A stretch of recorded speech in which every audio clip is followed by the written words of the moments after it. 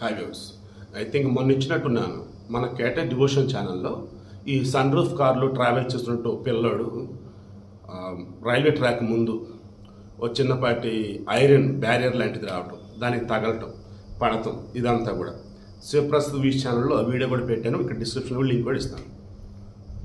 అయితే నేను ఎక్స్పెక్ట్ చేయని విధంగా అది I think more than 1.5 lakh దాదాపు రీచ్ అయిపోయింది.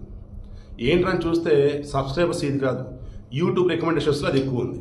అప్పుడు నాకు అనిపించిందండి, ఈ సన్ రూఫ్ కార్లు ఎంత ప్రమాదకరంగా మారాయో, అసలు మన ఇండియన్ వాతావరణం సెట్ అయినటువంటి ఆ కార్లని మన వాళ్ళు ఎందుకు వేలం విరిగా కొంటూ ఉన్నారో, బడాయికి పోయి ఆ సన్ రూఫ్ ఓపెన్ చేసి దానిలోంచి పైకి లేచి హడావుడు ఎందుకు చేస్తున్నారో, దానివల్ల ఎన్ని ప్రమాదాలు జరుగుతున్నాయి ఏంటని.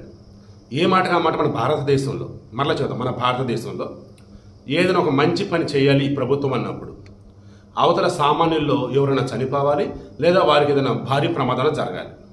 ఇప్పుడు ఆ పిల్లోడికి అలా అయిన తర్వాత బెంగళూరు పోలీసులు కళ్ళు తెరిచారు.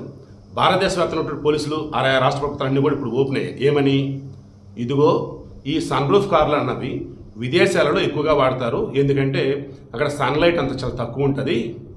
దాన్ని సన్ రూఫ్ ఓపెన్ చేయనప్పుడు సన్లైట్ లోపలికి వస్తుంది, ఓపెన్ చేయగానే దానివల్ల కార్ అంతా కూడా నీట్గా అవుతున్నట్టు వాళ్ళు అనుకుంటారు. బట్ మన దగ్గర వచ్చేసి పుష్కలంగా ఎండ ఉంటుంది, అండ్ ఈ సన్ రూఫ్ ఓపెన్ చేసినప్పుడు దానికి దుమ్ముదులు వచ్చింది. ఈలో పిల్లలు పెద్దలు మధ్యలో వచ్చి పైకి లేచారు అనుకుందాం, సన్ రూఫ్ ఓపెన్ చేసి గాబక్కన అనుకునే విధంగా బయట ఎవడన్నా ఏదైనా రాయేస్తానో ఏదైనా వేస్తానో గాలి ఏదైనా ఉంటేనో వచ్చి మీద పడితే కష్టమే కదా.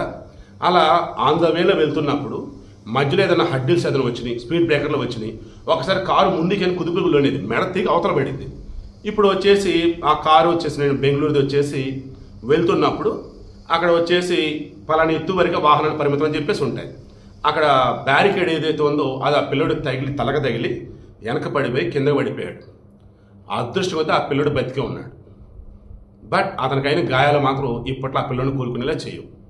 ఇమీడియట్గా బెంగళూరు పోలీసులు భారతీయ న్యాయ సంహిత BNSలో సెక్షన్ 125 దానికి సంబంధించి ఏం చెప్పారు, ఈ సన్ రూఫ్లో కావచ్చు నార్మల్గా కావచ్చు కారు డ్రైవ్ చేస్తున్న అతని నిర్లక్ష్యం వల్ల అది అనుకోని కావచ్చు, అనుకోకుండా కావచ్చు, పొరపాటు కావచ్చు, వాంటెడ్ కావచ్చు, ఏదైనా సరే ఆ కారులో రిమైనింగ్ వాళ్ళు కనుక గాయాలు కనుక అయినా, ఒకళ్ళు చనిపోయినా, గాయాలైనప్పుడు ఏ గాయమైంది ఏంటి దాని తీవ్రతను బట్టి శిక్ష, చనిపోతే అదొక శిక్ష.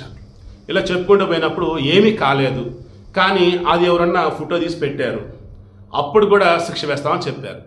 25,000 రూపాయల వరకు జరిమానా, 3 సంవత్సరాల వరకు జైలు శిక్ష. ఇంకా ఆ దెబ్బలు తగిలినటువంటి వాళ్ళకి సంబంధించి పిల్లలో పెద్దలో ఎవరైనా కానీ మళ్ళీ ఇక్కడ కూడా కన్సిడర్ చేస్తారండి. పిల్లలైతే ఒక శిక్ష, పెద్దలైతే ఒక శిక్ష. పెద్దలను కూడా వాడికి తెలిసే చేశాడు, పిల్లలను కూడా వాళ్ళకి తెలియదు, కారులోనే మీతో చెప్పాలి కదా ఇలా. సో అంతిమంగా నేను చెప్తుంది, సన్ రూఫ్ కారులు ఉన్నాయి కదని బడాయి కోసం వెళ్తూ ఆ కారు లోపల నుంచి బయటకు వచ్చేసి పిల్లలు కానీ పెద్దలు హడావుడి కానీ చేస్తే రాను రోజులలో తీవ్రమైన శిక్షలు అయితే పడతాయి. బట్ ఆ పిల్లడు కోలుకుంటున్నాడు, సంతోషం. ఇక మీదట ఏ తల్లిదండ్రులైనా కానీ గుర్తుంచుకోండి, ఎక్కడన్నా ఓపెన్ ఏరియాలలో సరదాగా వెళ్తూ ఉన్నప్పుడు స్లోగా కారు మోతున్నప్పుడు అంతవరకు ఓకే, కానీ నార్మల్గా ఉన్నటువంటి రోడ్ల మీద కూడా చుట్టుపక్కల ట్రాఫిక్ ఉన్నటువంటి చోట కూడా వెళ్ళే దారిలో బారికేడ్లు ఉంటున్నటువంటి ప్లేస్లో కూడా ఆ సన్ రూఫ్లోంచి ఆ పిల్లోడు ఆ రకం బయటకు వస్తున్నాడంటే ఎంత దారుణం. కారులో కూర్చొని నిర్లక్ష్యం కాదా ఇది. అదృష్టం నిజంగా ఆ పిల్లోడు బతికి బయటపడ్డాడు.